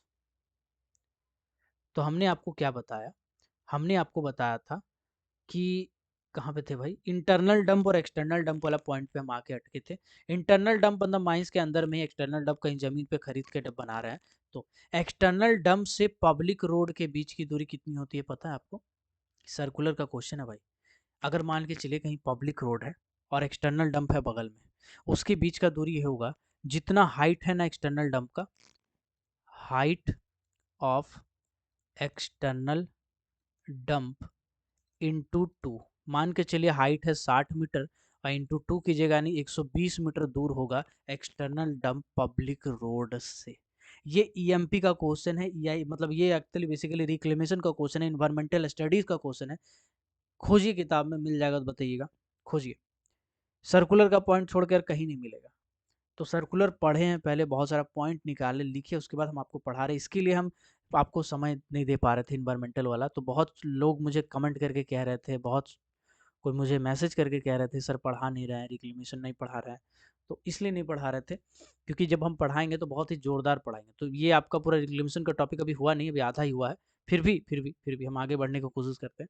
तो हम आपको क्या बताएं अभी भाई, हमने आपको बताया कि जो आपका एक्सटर्नल डंप होता है उससे पब्लिक रोड का दूरी क्या होता है, height of the external dump into two, है ना। इसको लिखते जाइएगा, जितना चीज़ मैंने लिखाया है इस सब चीज़ को आपको लिखते जाइएगा, ठीक है। चलिए, एक्सटर्नल डंप में एक चीज़ है बड़ा ही मज़ेदार। आइए मैं लिख देता हूँ, क्वेश्चन बनेगा ना तो ऐसा ही बन सकता है। External dump, external dump can not used for back filling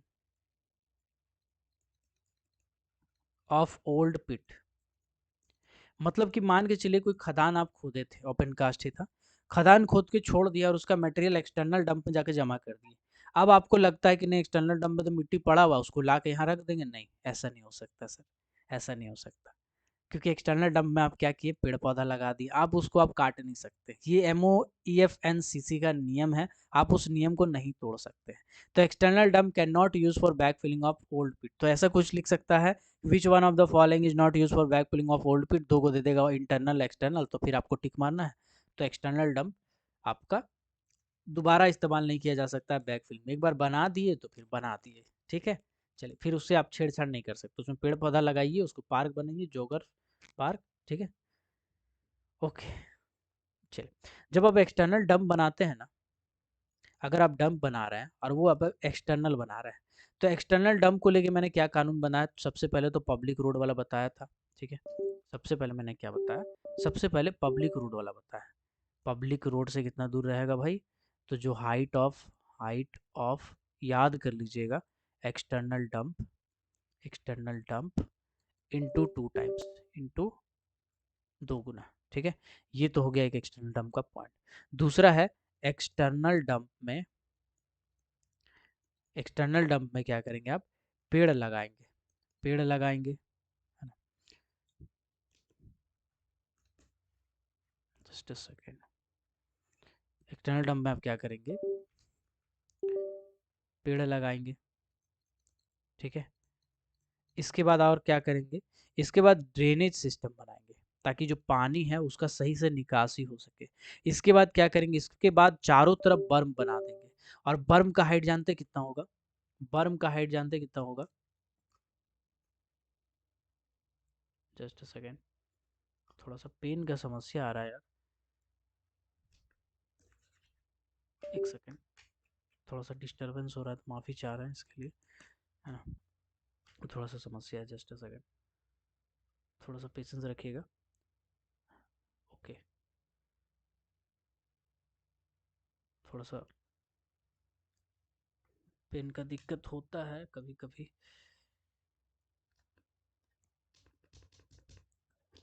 अरे यार, अभी नया ऐप है, नया सब कुछ है, फिर भी ऐसा हो रहा है। गारंटी वारंटी में है नहीं है अभी, देखते हैं भाई क्या कर सकते हैं। चलिए, एक्सटर्नल डंप में पेड़ लगाएंगे, ड्रेनेज है ना। बर्म कितना रखेंगे, 4 मीटर रखेंगे। बर्म का मिनिमम हाइट कितना हो जाएगा, 4 मीटर हो जाएगा, ठीक है। बर्म का कहाँ पे, एक्सटर्नल डंप में, ठीक है। एक्सटर्नल डंप में बर्म का हाइट कितना हो जाएगा, 4 मीटर हो जाएगा। Okay, okay. चलिए, पेन बहुत अटक रहा है यार, सब क्यों हो रहा है, ऐसा तो होता नहीं है जनरली, बट ऐसा होना नहीं चाहिए, ठीक है। हाँ, चलो, इसके बाद बोला गया है ना, अब अगर 4 मीटर हाइट हम बढ़ा रहे हैं तो 4 मीटर फॉर 10 मीटर हाइट, ठीक है। यानी कि बेंच का हाइट, बेंच हाइट अगर 10 मीटर से ज़्यादा हो रहा है तो हर 10 मीटर पे हम 4 मीटर बर्म का साइज बढ़ा देंगे। मान के चलिए कि बेंच का हाइट जो है वो 30 मीटर है, तो हम बर्म का साइज 12 मीटर कर देंगे। थोड़ा पता लग रहा है लेकिन यही नियम है भाई। तो फिलहाल आपका मिनिमम साइज यही है कि आपको 4 मीटर बर्म रखना है, ठीक है। ओके, चलिए क्लियर हो गया यहाँ तक। अब थोड़ा सा एक अलग टर्म में आते हैं।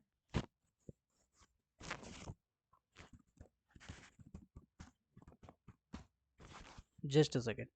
Catchment area, an area, an area which surface runoff is carried away by a single drainage system।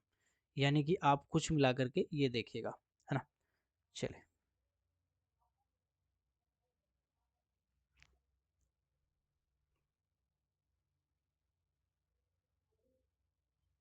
Okay.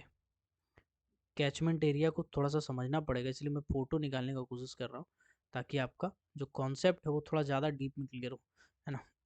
चलिए, देखो भाई, कैचमेंट एरिया होता क्या है, बेसिकली हम आपको समझाते हैं। कैचमेंट एरिया होता है कि जैसे मान के चलिए बरसात का टाइम है, आप गांव बस्ती में रह रहे हैं, ठीक है, मान लीजिए थोड़ा देर के लिए। तो बरसात का टाइम है तो गांव बस्ती में रह रहे हैं, पानी बहुत ज़्यादा आया, तो पानी आने के कारण क्या होता है, पानी आने के कारण धीरे धीरे वो ढलान की तरफ बहता है। और बहते बहते आपके आसपास में जितना भी खेत खलिहान है जो ढलान में या नीचे जगह पे पाया जा रहा है, उस नीचे जगह को पूरा पानी से भर दिया जाता है, यानी पानी से ऑटोमेटिकली बरसात के कारण भर जाता है। उसको हम लोग कहते हैं कैचमेंट एरिया। उसको क्या कहते हैं, कैचमेंट एरिया कहते हैं। वाटर शेड क्या होता है, वाटर शेड का मतलब जो नदी है, नदी का जो उफान है या नदी का जितना दूर तक असर रहता है, पानी रहता है, उसको हम लोग कहते हैं वाटर शेड एरिया, ठीक है ना। चलिए, अब कैचमेंट एरिया अलग अलग जगह पे वैरी करता है, ठीक है। कैचमेंट एरिया अलग अलग जगह पे वैरी करता है। अब जैसे जैसे कैचमेंट एरिया आपका बढ़ेगा घटेगा, उस हिसाब से उसका जो हमको स्लोप है वो चेंज करना पड़ेगा। डम का जो स्लोप है वो हमको चेंज करना पड़ेगा। चलिए आगे बढ़ते हैं और समझते हैं क्या है भाई कैचमेंट एरिया। नहीं समझ में आएगा रट लीजिएगा, अभी आपके पास टाइम नहीं है समझने का, इस चीज़ को ध्यान रखिएगा हमेशा, ठीक है। मान के चलिए 1 हेक्टेयर है, मतलब छोटा ज़मीन है। तो छोटा ज़मीन में ना डंप को आप 20 डिग्री स्लोप पे रख सकते हैं। छोटा ज़मीन है, कम ज़मीन कम में सिलट जाए, 20 डिग्री स्लोप रख सकते हैं किसका भाई, डंप का, ठीक है, डंप का। इसके बाद अगर 1.25 हेक्टेयर है ज़मीन या उसके आसपास है, तो आप 18 डिग्री स्लोप रख सकते हैं। और अगर 2 हेक्टेयर है तो इस कंडीशन में आप 14 डिग्री स्लोप रख सकते हैं, ठीक है। तो ऐसे कर करके आप स्लोप रख सकते हैं। ये आपका स्लोप रखने का कुछ नियम कानून है, ऐसे करके आप स्लोप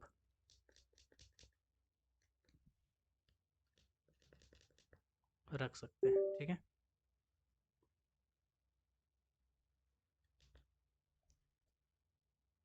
चलो, तो ये कुछ पॉइंट था कैचमेंट एरिया को लेके जो हमने आपको बता दिया। अब एक दो टर्म और भी है जो मजा आएगा सुन के। सॉइल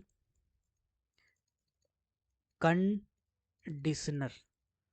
सॉइल कंडीशनर क्या होता है भाई, माथा वाला कंडीशनर सुने हैं कि भाई शैम्पू लगाने के बाद कंडीशनर लगाते हैं तो बाल एकदम हल्का हल्का लगता उड़ता है ना, जुल्फे उड़ता है, हवा में लहराता है, मज़ा आता है। तो ये बिल्कुल उसी टाइप का कंडीशनर है ना। इसमें क्या होता है, ये थोड़ा सा अलग है भाई, उसके जैसा नहीं है। सैंडी सॉइल, सैंडी सॉइल का मतलब होता है ऐसा मिट्टी जिसमें बालू का कण ज़्यादा पाया जाता है, उसे हम क्या कहते हैं, सैंडी सॉइल।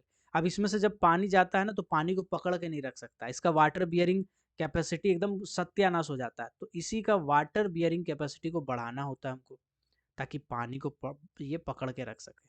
तो वाटर बियरिंग कैपेसिटी को बढ़ाने के लिए, ये सब अटपटा वर्ड है इसलिए सब पूछ सकता है, ध्यान रखिएगा। सैंडी सॉइल है, वाटर बियरिंग कैपेसिटी को बढ़ाने के लिए, बढ़ाने के लिए इसमें कुछ मिला देते हैं। इसमें कुछ मिला देते हैं, कुछ मिला देते हैं, कुछ में क्या हम बताते हैं।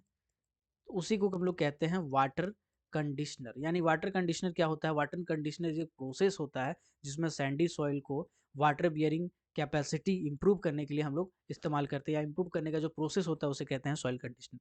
क्या मिलाते हैं, जनरली हम लोग मिलाते हैं ग्राउंड लिग्नाइट। ग्राउंड लिग्नाइट मतलब होता है लिग्नाइट का पाउडर। अब लिग्नाइट का पाउडर जब कोयला के साथ मिल जाएगा, मतलब सैंडी सॉइल के साथ मिल जाएगा, तो वाटर बियरिंग कैपेसिटी होगा, पानी को पकड़ के रख सकता है। हालांकि इसको हम लोग जनरली इस्तेमाल नहीं करते, इसके जगह पे दूसरा इस्तेमाल भी करते हैं, लेकिन फिर भी कुछ जगह पे इस्तेमाल किया जा सकता है। तो वाटर कंडीशनर क्या होता है खाली समझिएगा।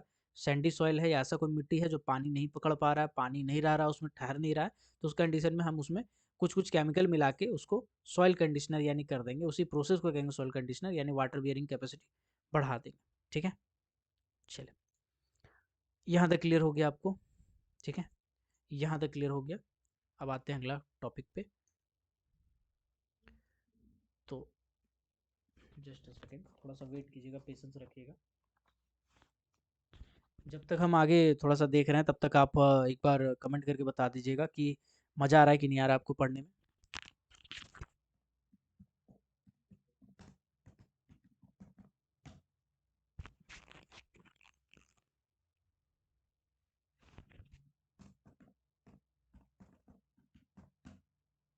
चलिए,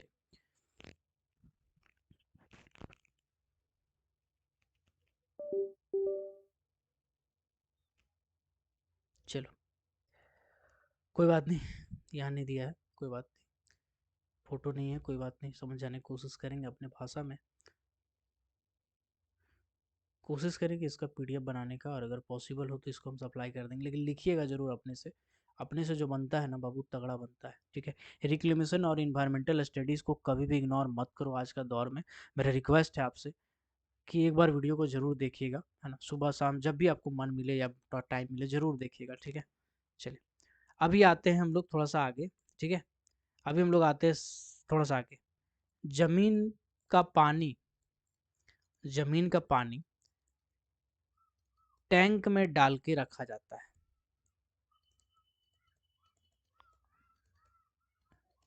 ताकि इसको हम FUTURE फटूरे में यूज़ कर सके। ठीक है, कर सके। अब ये क्या बोले भाई, हम क्या बोल दिए, क्या बोल गए। देखो ऐसा है कि अब माइनिंग करना चाह रहे हैं।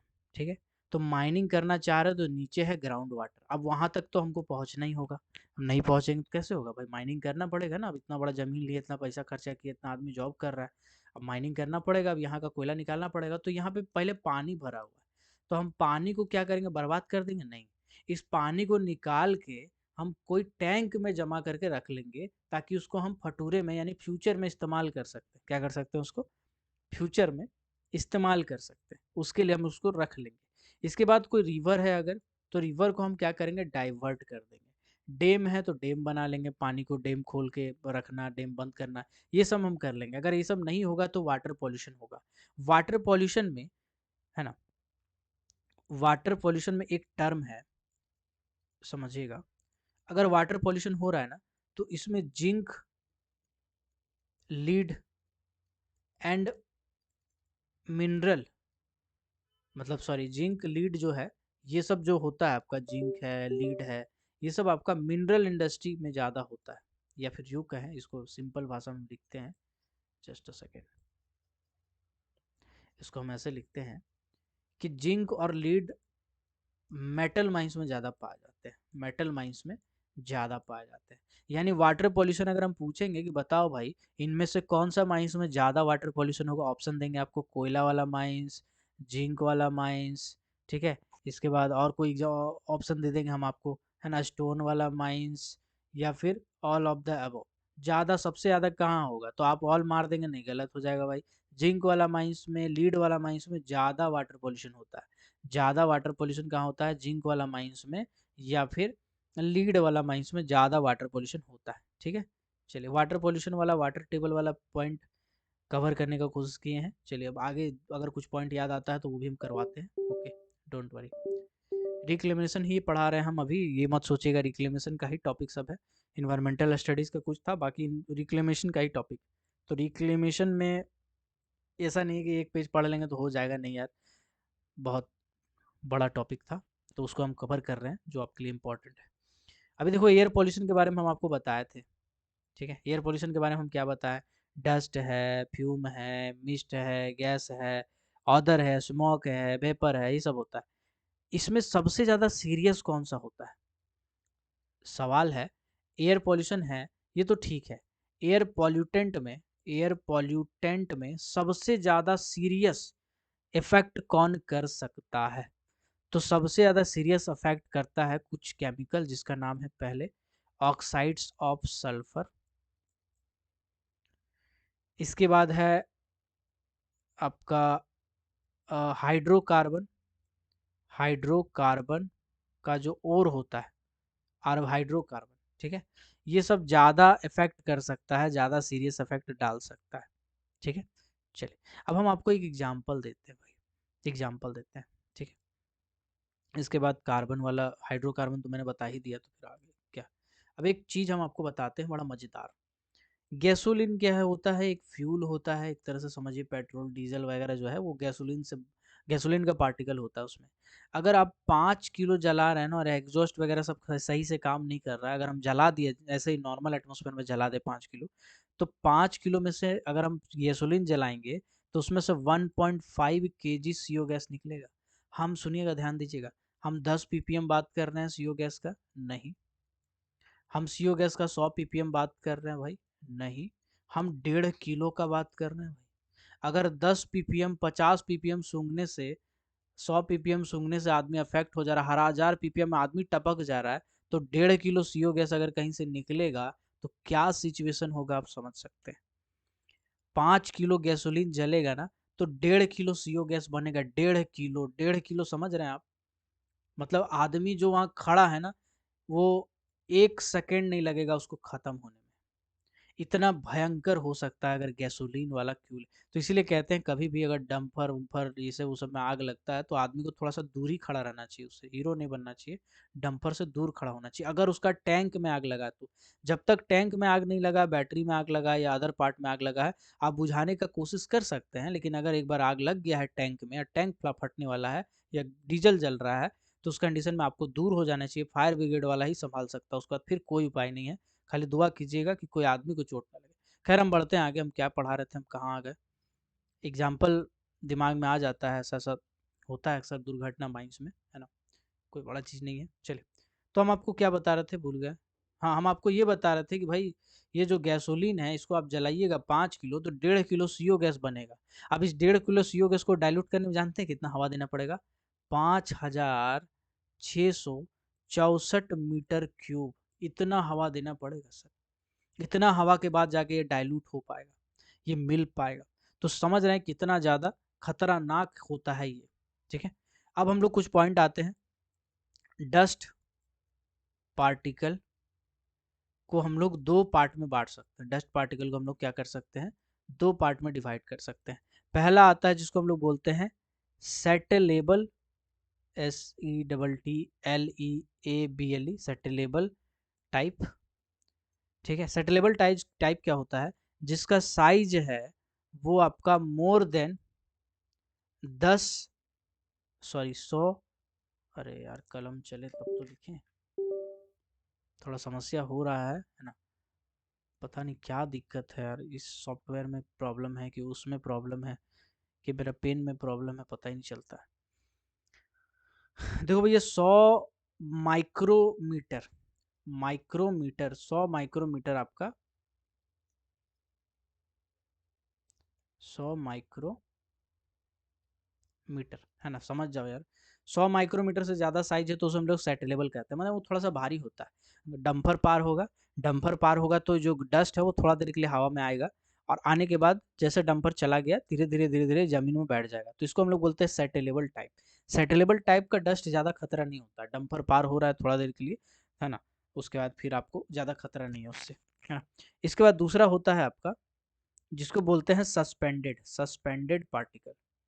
सस्पेंडेड पार्टिकल, सस्पेंडेड पार्टिकल क्या होता है, जिसका size less than, not more than, less than 100 micrometre होता है, ठीक है। तो इसको हम लोग बोलते हैं सस्पेंडेड पार्टिकल।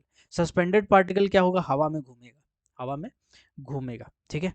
और सबसे ज़्यादा डेंजरस, अगर आपसे कभी पूछेगा ना क्वेश्चन, बताओ कि सबसे ज़्यादा डेंजरस कौन सा वाला है, तो आपको क्या कहना है मैं बता दे रहा हूँ, वेरी डेंजरस, वेरी डेंजरस। ये कौन सा होता है भाई, शुक्र है रिकॉर्डिंग ऑन है, हमको लगा कहीं ऑन नहीं है, नहीं है ना, ऑन तो किए थे इसीलिए।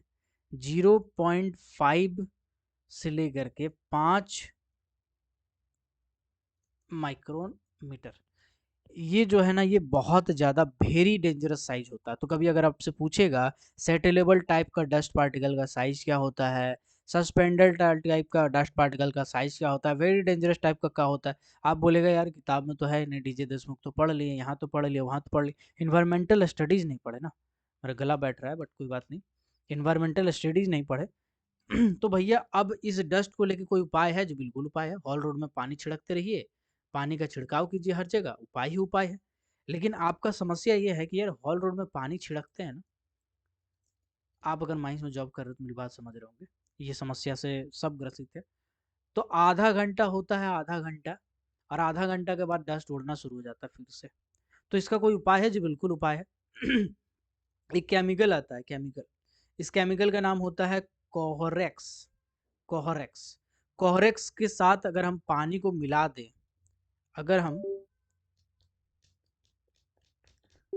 अगर हम कोहोरेक्स के साथ पानी को मिला दें, तो ये पानी को दबा के रखेगा 6-6 महीना में, 6-6 महीना कह रहे हैं, 6 वीक, सॉरी 6 वीक में अगर हम एक बार अगर इसका छिड़काव करें, तो पानी में अगर हम डाल के कोहोरेक्स का छिड़काव करें, रेशियो क्या होता है 1:10, यानी कि अगर 1 लीटर हम कोरेक्स डाले हैं तो 10 लीटर पानी डालेंगे, 10 लीटर क्या डालेंगे? पानी डालेंगे, दोनों को मिक्स करेंगे, मिक्स करने के बाद टैंकर में डालेंगे, हॉल मतलब टैंकर में डालने के बाद हॉल रोड में पानी का छिड़काव करा देंगे। तो 6 हफ्ता तक, ऐसा नहीं 6 हफ्ता तक डस्ट नहीं निकलेगा, मतलब 6 हफ्ता तक उसका असर रहेगा, जब जब आप पानी मारेंगे उस केमिकल से चिपक जाएगा, और चिपकने के बाद डस्ट थोड़ा सा कम होगा। 6 हफ्ता के बाद फिर धीरे धीरे इसका खतर असर माना जाता है कि 6 हफ्ते तक पूरी तरह से खत्म हो गया, फिर 6 हफ्ता बाद अब ये केमिकल डालेंगे। अब आप कहेंगे कि यार केमिकल तो महंगा होगा, अपना खर्चा हो जाएगा। बाबू टैंकर जो चल रहा है ना, टैंकर में जो डीजल जा रहा है वो भी महंगा है, वो सस्ता नहीं है। आप अगर हर आधा घंटा में एक बार डीजल गाड़ी घुमा रहे हैं, तो दिन भर में कितना बार डीजल गाड़ी घुमा रहे हैं आप सोचिए। हर आधा घंटा में घुमा रहे हैं, तो 8 घंटा में 16 बार घुमा रहे हैं, यानी 10 बार 10 राउंड मान के चलते हैं, तो तीनों राउंड में 30 राउंड मान के चलते हैं। पूरा माइंस का अगर 30 राउंड मारेगा ना, तो 10 से 12 किलोमीटर ट्रेवल करता है। 12 किलोमीटर अगर 30 राउंड से इंटू कीजिएगा ना, है ना, तो आपका 10 बार में हो जाता है 110 किलोमीटर, मतलब कितना ज़्यादा डीजल खाता है, उससे तो सस्ता है केमिकल। ठीक है ना। और एक टैंकर नहीं रहता है, किसी किसी जगह पे 2 रहता है, 3 रहता है, तो उसका भी दिक्कत है ना। चलिए, और डस्ट पार्टिकल से बीमारी होता है वो अलग, तो इसीलिए डस्ट पार्टिकल को सेपरेट स्प्रेड कर दिया जाता है। ठीक है, चलिए अब हम लोग बढ़ते हैं थोड़ा सा आगे। एक मिनट में देख लेता हूँ भाई कितना पढ़ाया हूँ भी। ओके, 1 घंटा 12 मिनट।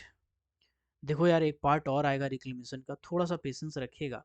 हम चाहते हैं ना कि आपको खोल के एक एक चीज़ को ऐसा पढ़ा दे, घोल घाल के पिला दे कि फिर दोबारा कभी ज़िंदगी में आपको ज़रूरत ना पड़े रिक्लेमेशन पढ़ने का। ठीक है, तो इसको ना नोट करते जाइएगा, जैसे जैसे मैं पढ़ाया हूँ कोशिश कीजिएगा। और बहुत मेहनत किया है, एक पार्ट और आएगा इसका, है ना। देखिए आपका एग्ज़ाम नहीं है, समझिए कि मेरा परीक्षा है।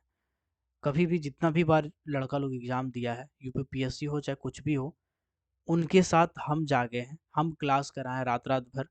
तो मैं आपके साथ हूँ, आपको टेंशन लेने की बात नहीं है, आप जितना कर सकते हैं उतना कीजिए। कोशिश इसीलिए लाइव क्लास नहीं रख रहे हैं, क्योंकि लाइव क्लास रखते हैं ना तो लड़का लोग आ जाता है क्लास करने के लिए, और लड़का बहुत सारा ऐसा भी आ जाता है जो उस चीज़ को पढ़ा हुआ है और उसको पता नहीं रहता है। तो लाइव क्लास हम करेंगे, ऐसा नहीं नहीं करेंगे, करेंगे लेकिन कुछ सेलेक्टेड टॉपिक के लिए करेंगे। और जो बचा हुआ पोर्शन है ना, जैसे कि वॉल्यूम 3 है आपका पूरा बचा हुआ, और वॉल्यूम 1 वॉल्यूम 3 का पूरा बचा हुआ, 6 चैप्टर तो करा दिए हैं, बाकी का कुछ चैप्टर बचा हुआ गिन चुन के, तो वो मैं करवा दूंगा। रिक्लेमेशन है ये अगला क्लास में ख़त्म हो जाएगा। ओपन कास्ट का ऑब्जेक्टिव है वो मैं जस्ट शुरू करूँगा कुछ एक आध क्लास के बाद, वो भी मैं आपका करवा दूंगा। आप बस बाकी चीज़ को रिवीजन करते रहिए, आपका टॉपिक A to Z खत्म होगा, आपको टेंशन लेने वाली कोई बात नहीं है। मैं हूँ आपके साथ। और जो फ़ी नहीं दी अभी तक यार प्लीज़ फ़ी दे दो, क्योंकि रिमूव कर रहे थे हम बीच में, है ना, समय का थोड़ा अभाव के कारण, तो अब समय मिलेगा तो मैं रिमूव करवाऊँगा, क्योंकि मुझे सिर्फ सीरियस कैंडिडेट चाहिए, है ना। तो मैं रिमूव करूँगा। आपको अगर क्लास कंटिन्यू करना है तो दीजिएगा, क्योंकि फिर बाद में मैं नहीं एक्सेप्ट कर सकता हूँ, ना फ़ोन उठा पाऊँगा, ना व्हाट्सएप का मैसेज देख पाऊँगा, तो बाद में मैं कुछ नहीं कर पाऊँगा। ठीक है, तो जो कोशिश कीजिएगा दे दीजिएगा। मैं अपना व्हाट्सएप ये नंबर डाल दूँगा, फ़ोन पे नंबर। मिलते हैं अगले क्लास में, तब तक के लिए keep watching. Keep supporting. Till then, जय हिंद।